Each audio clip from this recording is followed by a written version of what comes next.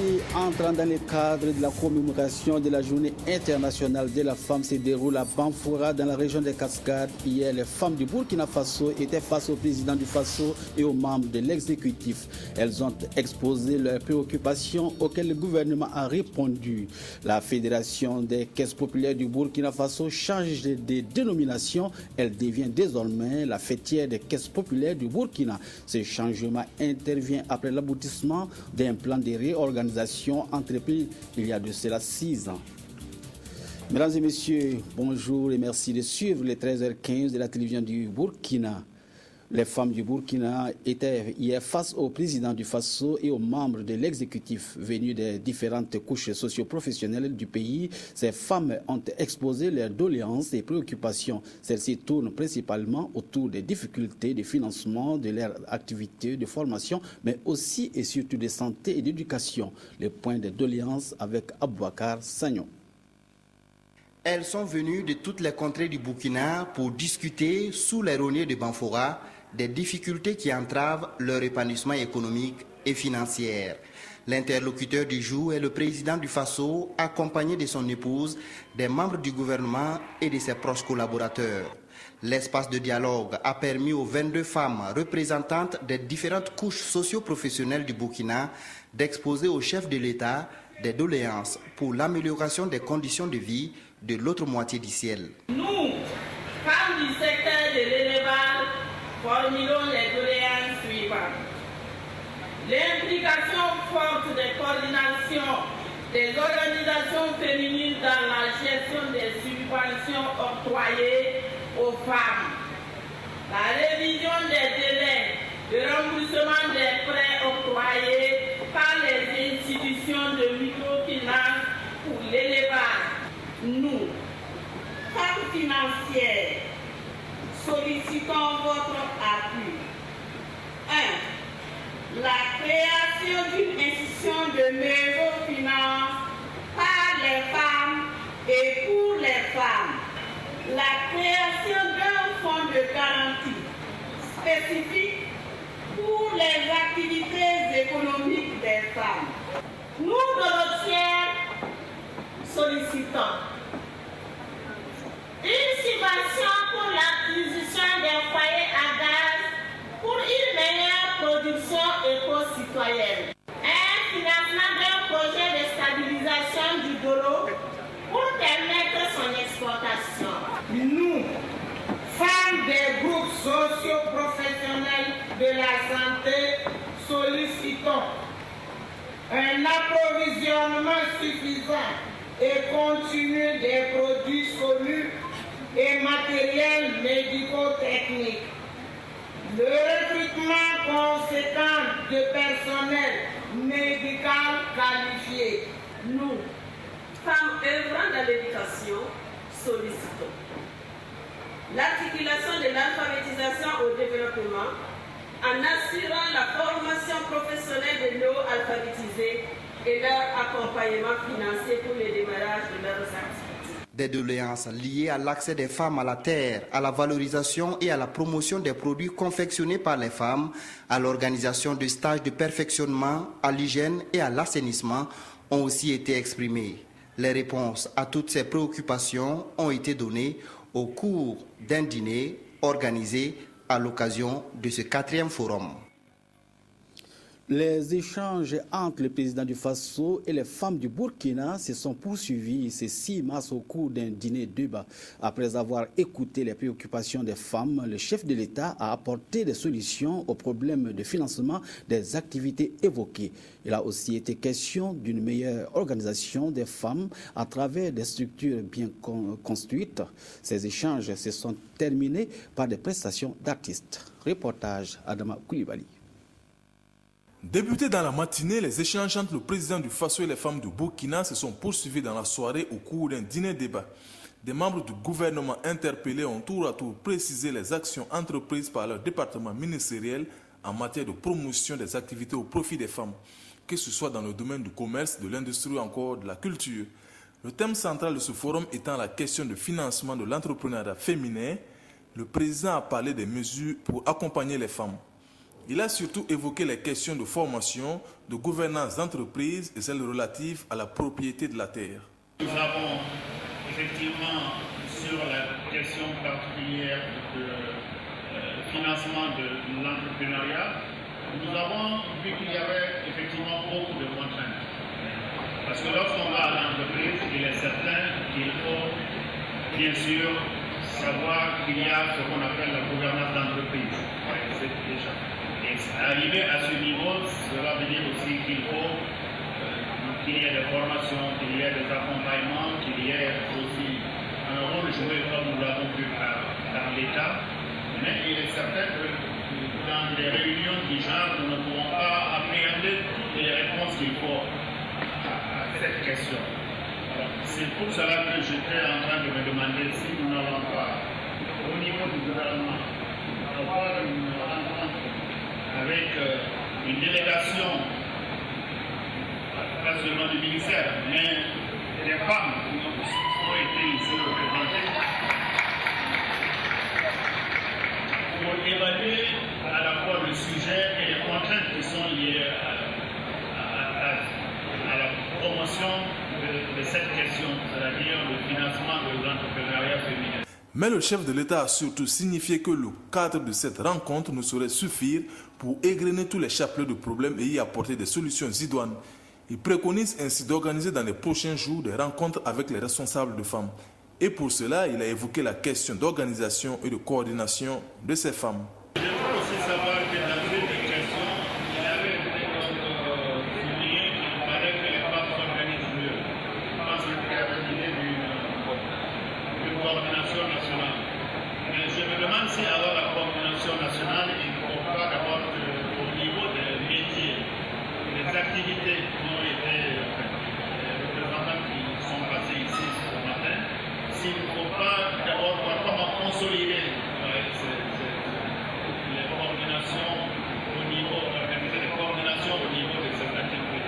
Si dans le pays on avait une grande coordination pour les femmes qui sont dans le domaine de la culture, le domaine de la santé, de l'éducation, et cela allait peut-être permettre d'avoir une coordination nationale un jour qui serait plus efficace sur le plan, plus utile même.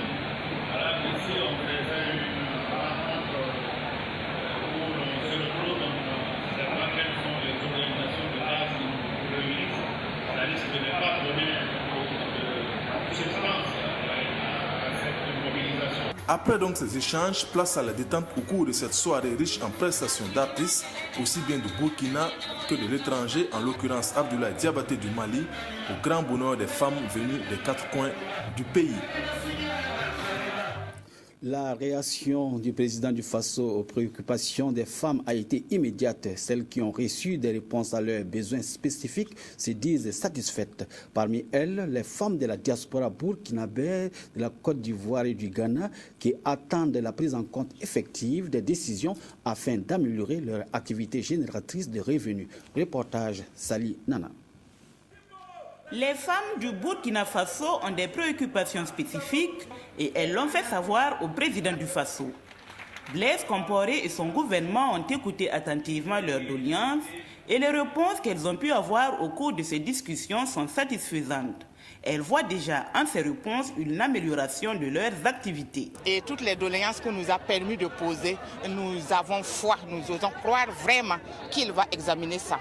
Parce que c'est un homme qui sait écouter et c'est un homme qui sait vraiment écouter les femmes. Vraiment, nous sommes satisfaites. Surtout du côté des enfants, les élèves et surtout du côté des femmes dans leur travail, dans leurs activités. En tout cas, nous sommes très contentes. Les femmes de la diaspora burkinabé, de la Côte d'Ivoire et du Ghana ont eu elles aussi une tribune pour transmettre directement au chef de l'État les préoccupations qu'elles vivent en terre étrangère. Satisfaites, elles le sont également car l'opportunité est belle et c'est sûr que les mesures qui seront prises leur permettront de bénéficier de l'appui des institutions financières du Burkina pour leurs activités génératrices de revenus. Très satisfaite, parce qu'on sait qu'il va tenir promesse. Donc on est très satisfaite. On a besoin de microcrédits pour finances pour aider toutes les femmes de la diaspora ivoirienne et de toute la diaspora de la sous-région. La forte mobilisation des femmes pour ce 4e forum national est signe qu'elles attendent de la part des décideurs les moyens institutionnels et opérationnels afin de pouvoir s'exprimer, valoriser leurs énormes potentialités et participer pleinement à la production de la richesse nationale. Suite toujours des activités entrant dans le cadre de la commémoration de la Journée internationale de la femme à Banfoura, dans la cité du paysan noir, Christine Koulibaly nous attend pour un entretien qu'elle réalise avec Nathalie Sanouidi, secrétaire générale du ministère de la Promotion de la Femme et du Genre. Bonjour Christine. Bonjour Sédou Traoré, bonjour aux téléspectateurs de la RTB. Il faut dire que le programme des festivités de la 157e Journée internationale de la femme continue de se dérouler ici à Banfoura. Le président du FASO a visité ce matin quelques entreprises tenues par des femmes. Mais la particularité de cette journée, c'est qu'elle est dédiée à la créativité et à l'innovation féminine. J'ai avec moi sur ce plateau Madame Nathalie Sanouidi, secrétaire générale du ministère de la Promotion de la Femme et du Genre. Bonjour Madame Sanouidi. Alors dites-nous, cette journée dédiée à la créativité et à l'innovation féminine répond à quel souci? Merci à vous de nous donner l'opportunité de parler de cette journée de créativité et de l'innovation féminine. Il faut dire que nous avons inscrit cette journée dans le programme de la célébration conjointe du 8 mars et du Forum national des femmes 2014 pour inciter, encourager les femmes à l'innovation et à la créativité et dans bien sûr leurs différents domaines d'activité. Et donc nous avons eu par exemple des présentations aujourd'hui dans le domaine de l'art capillaire et vestimentaire, dans le domaine de l'art culinaire qui se tient en face dans l'espace MUU et également dans le domaine de l'art utilitaire, c'est-à-dire pour ce qui concerne la vannerie, la poterie, etc. Donc les femmes nous ont démontré leur savoir-faire et nous avons pu suivre en tout cas la créativité, notamment en matière de couture, avec par exemple Gelika de Souké Production qui nous a présenté des coutures, des tenues en façon d'Anfani et mélangées avec par exemple le pain du 8 mars et avec plusieurs modèles, plusieurs motifs et qui étaient vraiment très appréciables. Quelle est la suite réservée à cette journée de créativité et de l'innovation? Bon, il faut dire que nous l'avons placé en fait sous le signe de la compétitivité et nous avions souhaité que les femmes puissent présenter et il y a un jury qui a été mis en place pour évaluer et apprécier tout ce que les femmes nous ont présenté et il va statuer et puis il y a des prix qui sont prévus pour bien sûr encourager celles qui ont accepté de se présenter d'abord et celles qui se sont distinguées parmi, bien sûr, celles qui se sont présentées. Donc c'est vraiment des prix d'encouragement à la créativité et à l'innovation que nous allons décerner à ces femmes-là. En attendant de connaître les lauréats, de retour sur le forum qui a regroupé plus de 3000 femmes du Burkina et le chef de l'État. Alors en tant qu'autorité, que peut-on retenir de ce forum-là? Bon, il faut dire que ce forum, bien sûr, a été placé sous le thème de l'entrepreneuriat féminin, la problématique de l'accès des femmes au financement pour le développement de leurs activités économiques. Et donc nous avons eu au cours de la journée du 5 à discuter et bien sûr nous avons eu d'abord des présentations d'éminents consultants tels que M. Pierre Clavet d'Amiba qui nous a entretenus sur l'inclusion financière. Et également, nous avons eu des présentations sur l'accès des femmes au financement des banques. Ensuite, il y a eu une présentation sur l'accès des femmes au financement des fonds nationaux de financement de l'État. Également, une présentation sur l'accès des femmes au financement des institutions de microfinance. Et après cela, nous avons échangé avec les femmes et ça nous a permis de faire ressortir les difficultés que les femmes rencontrent en matière d'accès au financement, bien sûr dans leur domaine, dans les différents domaines catégories, par les différentes catégories socio-professionnelles. Et ça nous a permis, bien sûr, de formuler des recommandations à l'endroit des autorités. Et c'est cela qui a été présenté hier au cours de la rencontre que nous avons eue avec le chef de l'État et qui a bien sûr interpellé certains membres du gouvernement qui ont déjà donné des réponses à certaines préoccupations des femmes. Et le chef de l'État a également instruit les ministres par rapport aux préoccupations qui n'ont pas encore trouvé de solution, pour que d'ici les 3 mois et 6 mois à venir, que des solutions puissent être trouvées pour améliorer l'accès des femmes au financement afin de leur permettre de développer des petites et moyennes entreprises au niveau du Burkina. On sait que des efforts sont consentis, il y a des fonds qui existent déjà, mais le statut de la femme, statut économique surtout de la femme demeure un problème. Alors qu'est-ce qui ne va pas? Est-ce qu'il faut de nouvelles initiatives? C'est vrai que malgré les efforts que l'État fait, parce que nous avons vu effectivement il y a pas mal de fonds nationaux de financement qui sont mis en place par l'État et également beaucoup de projets, de programmes qui sont développés et mis en œuvre. Je prends par exemple le cas du programme social de création d'emplois pour les jeunes et les femmes, où il y a une composante spécialement dédiée à l'autonomisation des femmes et qui permet de doter les femmes de technologie. Et nous avons également le fonds d'appui aux activités rémunératrices des femmes qui est là depuis 1990-92. Mais malgré cela, effectivement, la situation des femmes, bon, c'est vrai, ça s'améliore d'année en année, mais on se rend compte qu'il y a encore des efforts à faire, tout simplement parce que les solutions qui sont proposées actuellement, soit c'est au niveau micro ou au niveau macro. Et alors qu'il y a toute une catégorie de femmes qui se situent à un certain niveau qu'on peut qualifier de méso, qui n'ont pas la possibilité d'avoir les financements adaptés à leurs besoins spécifiques. Donc cela, par exemple, ça a été un élément qui est ressorti au cours de nos échanges et ça a été présenté hier au chef de l'État qui a instruit le ministère de l'Économie et des Finances de travailler encore, d'approfondir la réflexion avec bien sûr tous les acteurs concernés pour qu'une solution soit trouvée à cette catégorie de femmes qui se situent à un niveau méso et qui n'arrivent pas à avoir des financements pour satisfaire leurs besoins en matière d'investissement et d'entrepreneuriat féminin. Ok, merci Madame Sanoudi. Bonne fête à vous. C'est moi qui vous remercie. Merci. Voilà, Seydou Traoré, c'est tout pour cet entretien. À vous l'antenne pour la suite du journal. Merci Christine Koulibaly et bonne continuité à toutes les équipes de la RTB sur place à Banfora. Nous poursuivons ce journal toujours avec les activités entrant dans le cadre de la commémoration du 8 mars à Banfora. Au cours de la rencontre avec le président du Faso, les femmes ont porté le Faso d'Anfani en réponse au mot d'ordre de la ministre de la Promotion de la Femme et du Genre. Une initiative saluée par le chef de l'État et les participants à ce 4e forum national. Constat Claudine Bikaba. Le Faso d'Anfani a l'honneur à cette 4e édition du Forum national des femmes. Une initiative du ministre de la Promotion de la Femme et du Genre, et c'est aussi l'une des innovations à ce forum qui a été saluée par le chef de l'État d'entrée de jeu dans son discours de face à face avec les femmes du Burkina.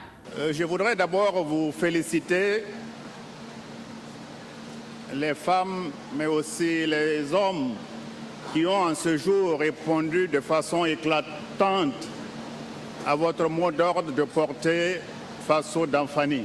Je voudrais vraiment vous saluer pour cette initiative, car il n'y avait pas d'exemple aussi parfait, aussi éloquent pour montrer en quoi la production économique peut être au service de la nation si on sait faire en sorte que la croissance soit inclusive. C'est-à-dire que tous ceux qui sont dans la chaîne de l'activité économique qui amène au Faso d'Anfani ou à la voiture qu'on construit, chacun a sa part de gâteau. Depuis les producteurs, les femmes participent à la production du coton, elles filent le coton, elles tissent le coton, elles cousent les tenues à base de coton. Donc, si je veux retrouver des secteurs avec une potentialité de création d'emplois, c'est vraiment de promouvoir le port du Faso d'Anfani. Une initiative à laquelle toutes les femmes semblent avoir adhéré. Le tissage, c'est une activité phare des femmes du Burkina Faso. Et si on arrive même à généraliser cette activité, ça serait vraiment des activités génératives de revenus pour les femmes du Burkina. On dit que vouloir, c'est pouvoir. Si on arrive à les financer, elles vont produire en quantité. Vous allez voir que le pain va devenir moins cher et nous serons jolis dedans. Vous ne trouvez pas que la tenue est jolie? Le fait de porter les habits traditionnels par la ministre de la Promotion de la Femme nous a comblés. Parce qu'on voit que c'est une initiative qui est très bien. Concernant le Faso d'Anfani, parce que depuis longtemps, nous savons que c'est les femmes qui sont à l'œuvre pour qu'il y ait le Faso d'Anfani. Les tisseuses là sont nombreuses, mais elles se débrouillent pour vendre. C'est une occasion, une aubaine pour elles de pouvoir se faire des sous. Au-delà de la promotion qui est faite du Faso d'Anfani et des ressources que cette promotion va générer pour les femmes, c'est la valorisation même de cette production locale qui est saluée ici et partant la mise en évidence de l'identification des Burkinabés à travers le port des tenues confectionnées à base du coton. Pour cela, les femmes, dans leur doléance, ont demandé au chef de l'État d'instaurer une semaine de port obligatoire du Faso d'Anfani au Burkina Faso. Toujours au titre des initiatives du ministère de la Promotion de la Femme et du Genre, entrant dans le cadre des activités du 8 mars, une visite touristique guidée des dômes de Fabédougou a été organisée. L'objectif de cette tournée est de permettre aux femmes de la diaspora burkinabé et celles venues des 4 coins du Burkina de découvrir les potentialités touristiques de la région des Cascades. Compte rendu, Draman Kabouré. Situés à une quinzaine de kilomètres de Banfora, les dômes de Fabédougou constituent des chaînes de montagnes à multiples formes qui ont été provoquées depuis des milliers d'années par l'érosion des sols et du vent. Elles représentent l'une des potentialités touristiques de la région des Cascades. Du fait de sa méconnaissance du grand public, le département de la communication a invité tous ceux qui sont venus à Banfora dans le cadre des festivités de 8 mars à aller à sa découverte. Nous avons au niveau du Burkina Faso et singulièrement au niveau de la région des Cascades un potentiel touristique énorme qui n'est pas forcément connu par les Burkinabés. Et nous avons profité justement de ce 8 mars où les femmes de tout le Burkina et même de la diaspora se sont réunies à Banfora pour réfléchir sur la problématique de la femme et pour initier un tel événement, une visite touristique. Et nous avons choisi les dômes de Fabédougou qui constituent une merveille, mais qui constituent le site le plus proche en réalité de la ville de Banfora pour ne pas trop s'éloigner. Le ministre de la Promotion de la Femme et du Genre, qui était de la randonnée touristique, soutient que la découverte des dômes de Fabédougou a été un événement nouveau. C'est vraiment un espace ludique où on vient, on prend son temps, on monte, on observe la nature, on a toute la plaine. Le périmètre sucrier en bas, on voit, c'est vraiment un paysage magnifique. Je ne pensais pas qu'au Burkina, on a des paysages comme ça. Je suis géographe de formation et je n'ai jamais vu, je ne pensais pas qu'on peut trouver des paysages comme ça au Burkina. J'encourage tous les Burkinabés à venir découvrir les dômes. En somme, la célébration des festivités de la femme à Banfora a été une occasion pour bon nombre de personnes de découvrir une fois de plus le patrimoine culturel et environnemental de cette région. Tout autre chose à présent, la 13e journée des ambassadeurs et consuls généraux du Burkina et la 4e assemblée générale des Burkinabés de l'étranger se tiendront respectivement du 10 au 12 mars et du 13 au 15 mars 2014 à Ouagadougou. En prélude à ces deux événements, le ministère des Affaires étrangères et de la coopération régionale a animé ce jeudi une conférence de presse. Objectif, faire le point des préparatifs et exposer les enjeux des deux réunions. Compte rendu, Drissa Séré, Ernest Bouma, Nébié. Le ministère des Affaires étrangères et de la coopération régionale réunira du 10 au 12 mars à Ouagadougou les ambassadeurs et consuls généraux du Burkina pour leur traditionnelle conférence annuelle.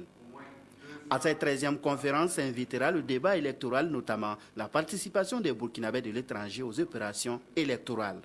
L'adoption de la loi 019-2009 AN du 14 avril 2009, modifiant la loi 14-2001 AN du 3 juin 2001 portant code électoral, donne l'opportunité aux Burkinabés vivant à l'étranger d'accomplir cet acte citoyen qu'est le vote.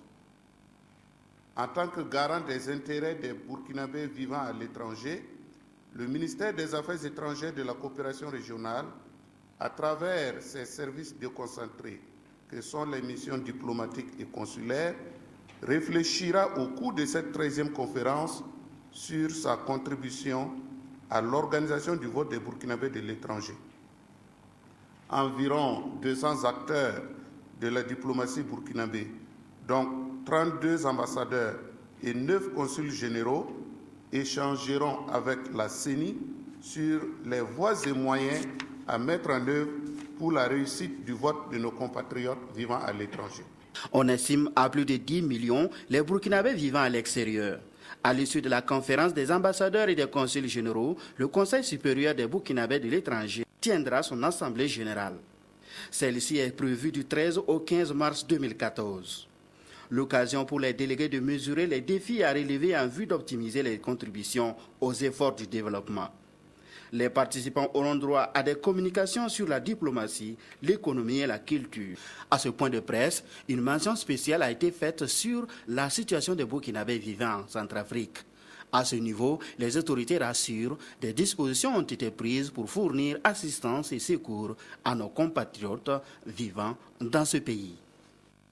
Les procédures de passation et d'exécution des marchés publics, objet d'un séminaire de formation ouvert le 3 mars dernier à Bobo-Dioulasso, initié par l'École nationale des régies financières. Ce séminaire marque le début d'une série de formations prévues durant l'année 2014.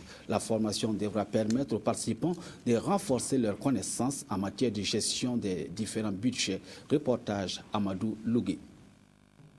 L'École nationale des régies financières ENAREF, à travers son programme de formation continue, veut participer au renforcement des capacités des acteurs dans le domaine des finances publiques. Ce séminaire de formation sur les procédures de passation et d'exécution des marchés publics est un thème d'actualité et permettra à l'ENAREF de doter les participants d'arguments nécessaires pour la bonne exécution des différents budgets de l'État. Cette formation sur les marchés publics, c'est pour faire comprendre aux participants le principe de gestion du cycle des marchés publics. Nous visons les responsables, ceux qui s'occupent même des marchés publics dans leurs différentes structures, ceux qui sont intéressés aussi par les dossiers d'appel d'offres. Tous ces participants sont concernés par cette formation.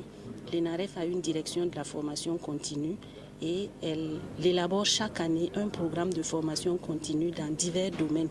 Et au terme des 5 jours de formation, ces directeurs régionaux et chefs de service du ministère de l'économie et des finances devraient être capables de maîtriser le cadre institutionnel et réglementaire qui régit les marchés publics au Burkina Faso, les modes de conclusion des contrats et l'élaboration des dossiers d'appel à concurrence. Et ce séminaire de Bobo-Dioulasso donne l'étape de départ d'une série de formations continues de 2014, initiée par l'ENAREF, une école créée en 1988. Dorénavant, la Fédération des caisses populaires du Burkina devient une fêtière. Ce changement intervient suite à l'aboutissement d'un plan de réorganisation entrepris depuis 6 ans. Il vise à rendre les caisses reconfigurées plus fortes et plus solides, à même de répondre efficacement aux besoins de la clientèle. La fêtière des caisses populaires du Burkina a officiellement lancé ses activités au cours d'un point de presse. Synthèse Abdelaziz Yagibou. Un pas important de franchi dans la marche de la Fédération des caisses populaires du Burkina vers des prestations meilleures. Désormais, le réseau répond au nom de fêtière. C'est l'aboutissement d'un chantier de restructuration entrepris depuis 6 ans. Cette reconfiguration vise à mieux répondre aux besoins de financement des petits épargnants et des entrepreneurs, à professionnaliser l'offre de services aux membres, mais aussi à conformer les caisses aux nouvelles exigences.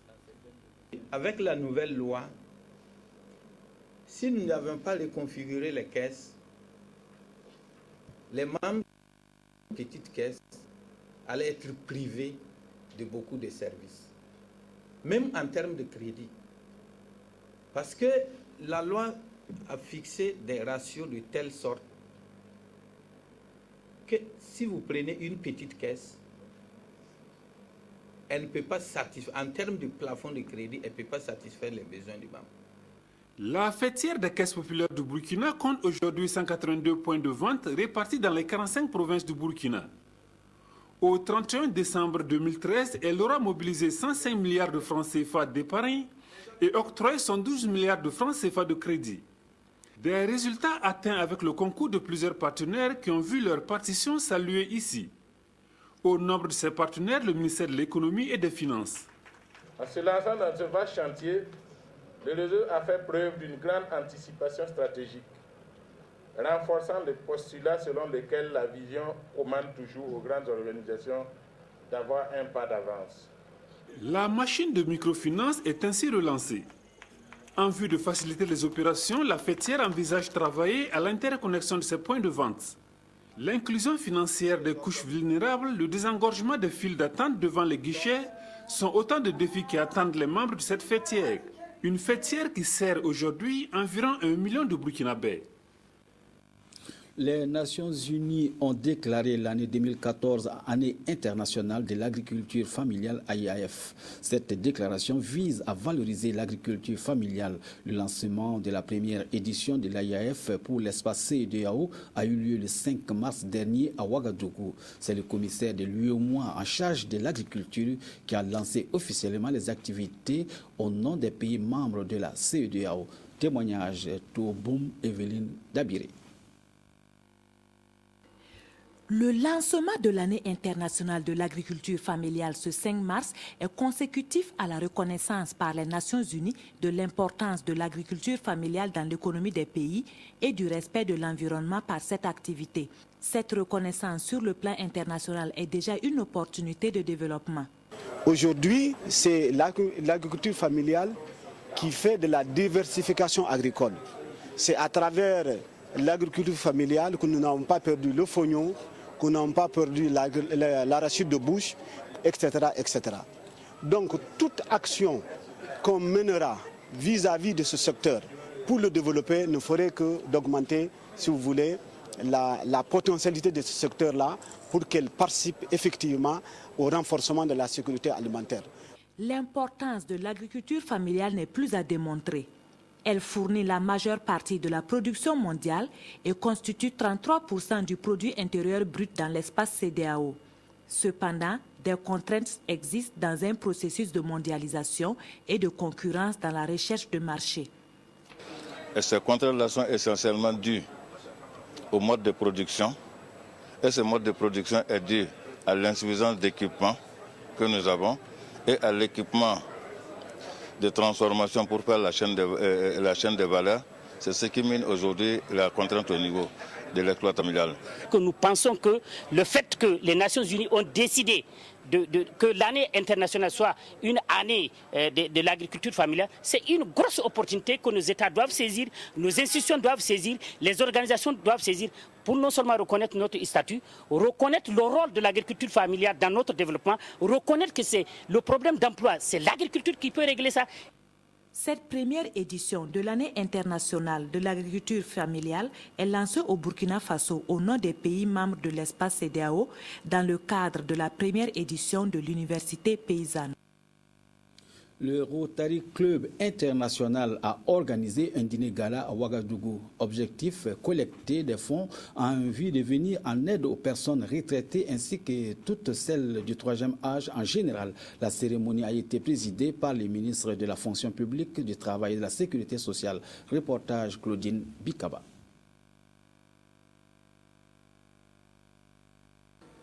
Le Rotary Club de Ouagadougou a organisé ce dîner gala de bienfaisance avec en ligne de mire la collecte de fonds pour venir en aide non seulement aux personnes retraitées, mais aussi à toutes les personnes du troisième âge. Une initiative qui est à sa 3e édition. En effet, en 2013, ce sont 13 millions de francs CFA qui ont pu être collectés. Cette action s'inscrit en droite fil de ce que nous faisons au ministère de la Fonction publique du Travail et de la Sécurité sociale, notamment à travers la CNSS et la Carrefour.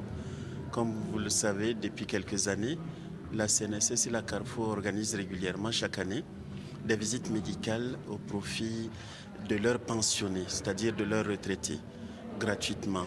Ceci est un acte de solidarité envers les personnes retraitées, qui leur permet tout simplement de mieux s'occuper de leur santé, de renforcer leur bien-être. Pour cette édition, l'ambition du Rotary International District 9101 est de pouvoir collecter au minimum 8 millions de francs CFA. Vu la mobilisation, vu les différentes contributions, les tombolas, etc., bon, je pense qu'on a récolté pas mal de fonds qu'on pourra verser au centre médical Chifra pour prendre en charge les personnes, en tout cas un certain nombre de personnes âgées. Au-delà des visites médicales et des kits de soins, le Rotary Club Ouaga entend à cette édition, avec le soutien de la Caisse nationale de sécurité sociale, augmenter le nombre de personnes bénéficiaires et pouvoir prendre en charge certaines pathologies. Les journées cinématographiques de la femme africaine de l'image se poursuivent à Ouagadougou. Plusieurs activités telles que des rencontres et projections de films sont au programme. Des échanges ont eu lieu entre professionnels du cinéma et stagiaires. Compte rendu d'Obom Evelyne Dabiré. C'est la réalisatrice française Hélène Angèle qui a entretenu le public en cette matinée du 4 mars sur les genres cinématographiques.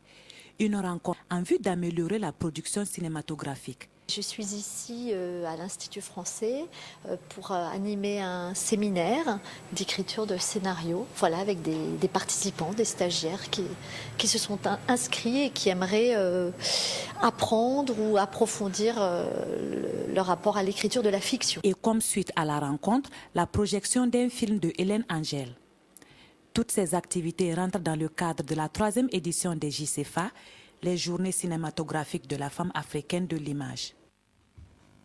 C'est tout pour cette édition. Mesdames, Messieurs, merci de votre fidélité. Suite des programmes sur la RTB. Excellent après-midi à toutes et à tous.